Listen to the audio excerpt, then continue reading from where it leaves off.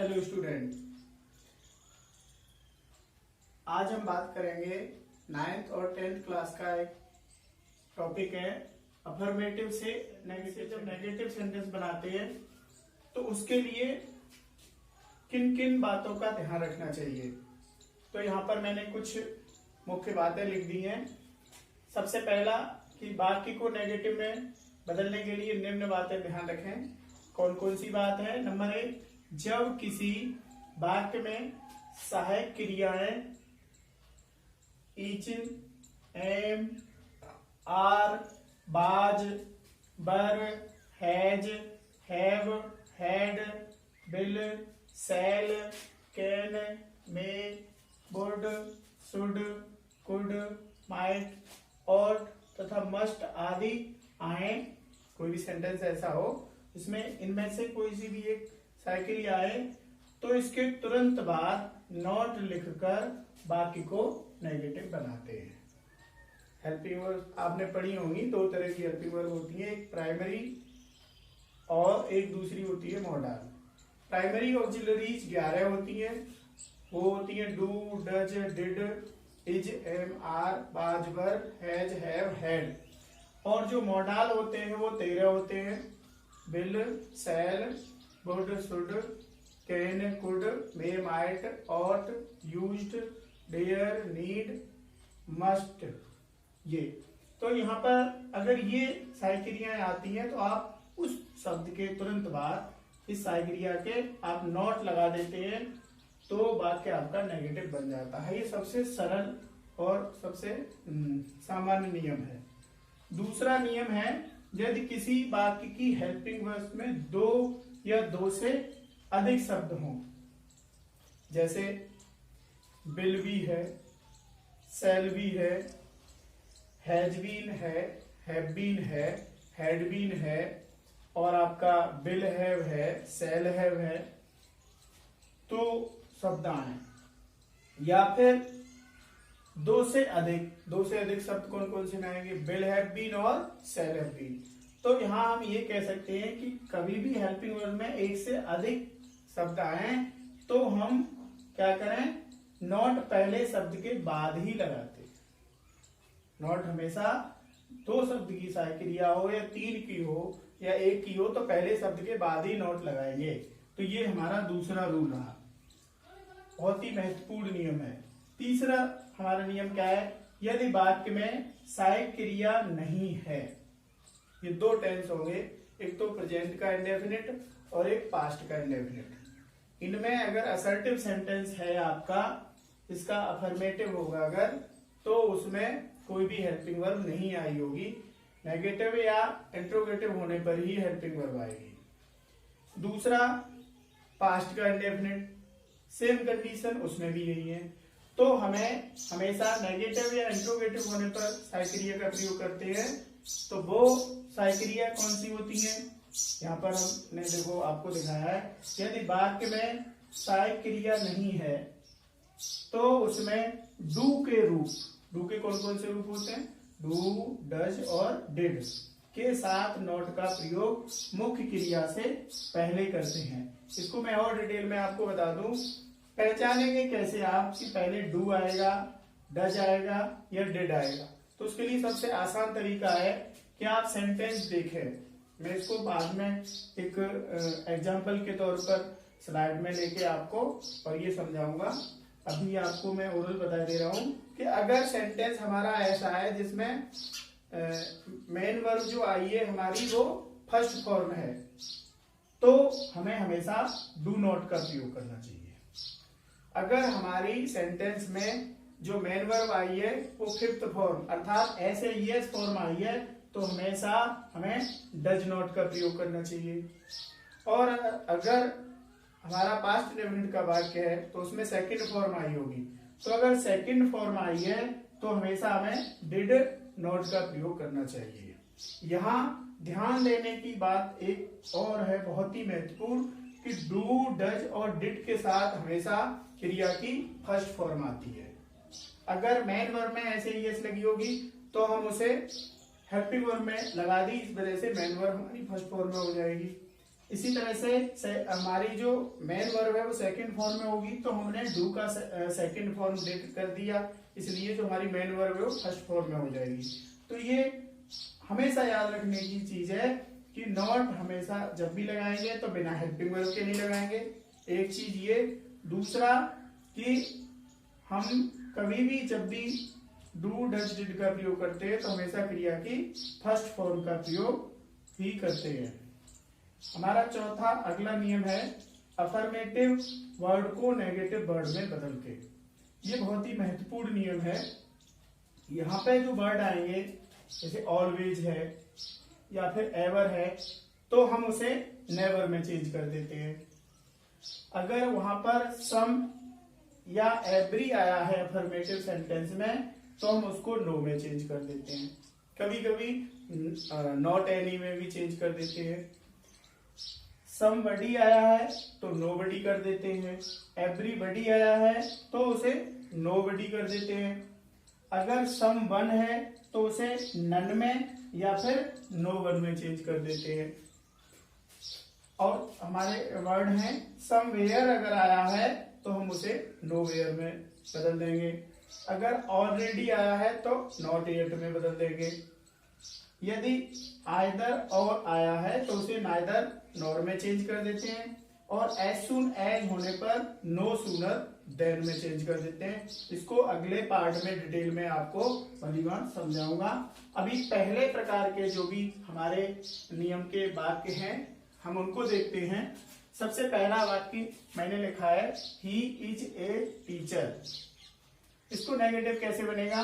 आपको सब्जेक्ट में कोई चेंजिंग नहीं करनी है, जैसे थी वैसे ही रहेगी। आपको देखना ये है कि ये हेल्पिंग वर्ब जो है अगर वो दी गई है तो आपको बहुत आसान है नोट लगाना है।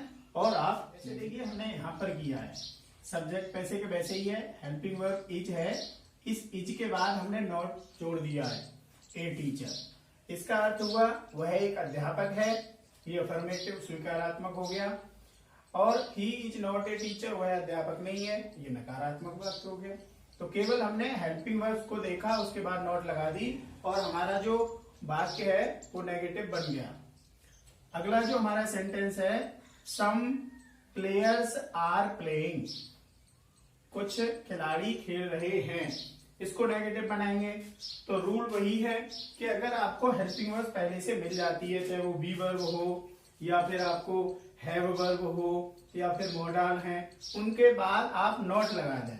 तो हम क्या करेंगे, सब्जेक्ट को वैसे के वैसे ही सम प्लेयर्स उतार लिया, यूं लिखा और उसके बाद हेल्पिंग वर्ब लिख ली आर, उसके बाद नॉट जोड़ दिया प्लेइंग, ये हमारा सेंटेंस हो गया। एक चीज मैं बताऊंगा आपको, शायद आप सोचते होंगे कि पहले से सेंटेंस क्यों लिख लेते हैं। तो अगर हम पहले से सेंटेंस न लिखें तो वीडियो हमारा ज्यादा लेंथी हो जाएगा। इस वजह से ये चीजें पहले से नोट करने से क्या है कि वीडियो हमारा छोटा रहता है, जिससे आपकी भी समय की बचत होती है और आप उसको अच्छे से समझ सकते हैं कम समय में। अगला हमारा जो सेंटेंस है ही वाज पनिश्ड, उसको दंडित किया गया या वह दंडित हुआ। तो देखिए सब्जेक्ट वैसे के वैसे ही लिखेंगे, ही इसको नेगेटिव में जब चेंज करेंगे, वाज हेल्पिंग वर्ब मिली, इसके बाद हम नॉट लिख देंगे और उसके बाद पनिश्ड, इसको आप क्या करेंगे कि मेन वर्ब को लिख देंगे। तो ये आपका पैसिव है, बी वर्ब के साथ थर्ड फॉर्म जब भी आती है तो यहाँ ये ऑब्जेक्ट के ऊपर काम हुआ है तो उसको दंडित नहीं किया गया था। अगला हमारा सेंटेंस है ही हैज गॉन, वह जा चुका है। तो इसको कैसे लिखेंगे हम, ही हैज नॉट गॉन, ये हमारा सेंटेंस हो गया, वह नहीं जा चुका है। ये अगला हमारा सेंटेंस है the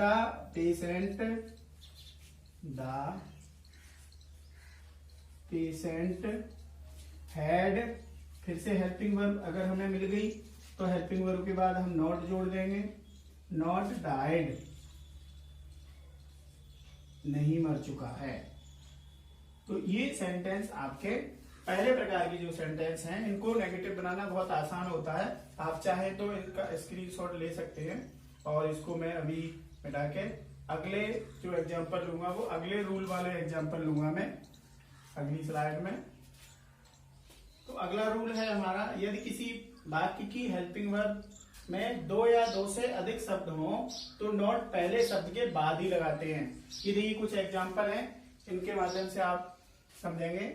I have been reading it for 2 hours। तो यहाँ पर हम I have और been दो शब्दों की हेल्पिंग वर्ब है, तो हमें have क्या करना है, have के बाद नोट लगा देनी है, उसके बाद लिखनी है been, उसके बाद रीडिंग, और मैं ऐसा करता हूं, मैं इसको पूरे को मिटा ही देता हूं। आप लोग इसको पहली बात देख लेंगे, अच्छे से समझ लेंगे, चाहे तो स्क्रीनशॉट लेके इसको नोट कर लेंगे।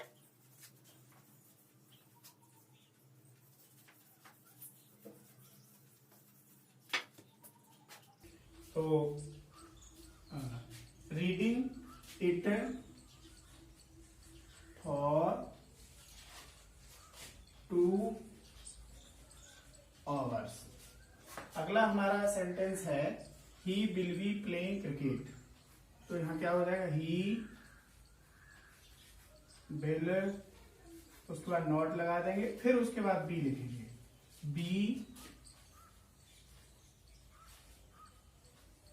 Playing cricket. यहां पर ये दो शब्द थे, इनके बीच में हमें पहले शब्द के बाद नोट लगानी थी। यहां पर ये दो शब्द हैं तो पहले शब्द के बाद नोट लगा दी। यहां पर आप देखेंगे 3 शब्द हैं, विल हैव बीन। ये एक ऐसा टेंस होता है जिसमें 3 सहायक क्रियाओं के भाग होते हैं, विल हैव बीन और शैल हैव बीन। इसका जो हमारा नेगेटिव बनेगा वो बनेगा दे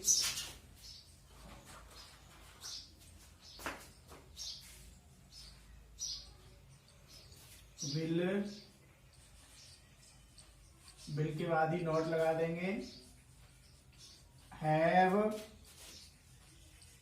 बीन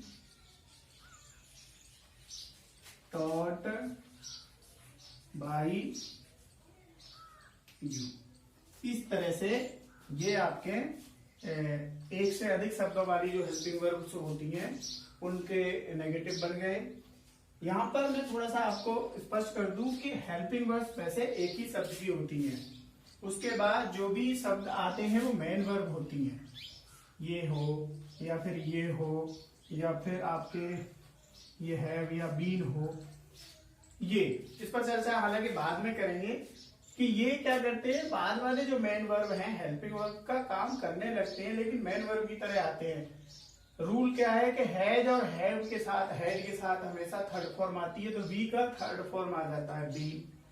एक रूल है कि मॉडल के साथ हमेशा फर्स्ट फॉर्म आती है, तो मॉडल बिल के साथ आ गया बी।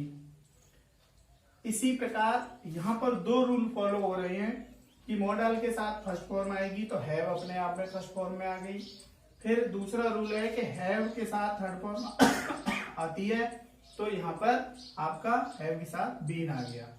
तो ये हालांकि ज्यादा वैसी चीज नहीं है, आपको एक ही चीज ध्यान में रखनी है कि अगर 2 से ज्यादा शब्द या 2 या 2 से ज्यादा शब्द है तो एक शब्द के बाद आप नोट लगा देंगे। बाकी के जो हमारे इंपरेटिव सेंटेंस रह गए या बिना हेल्पिंग वर्ब वाले सेंटेंस रह गए उनको मैं अगले वीडियो में किसी में आपको समझाऊंगा। अभी बस इतना ही।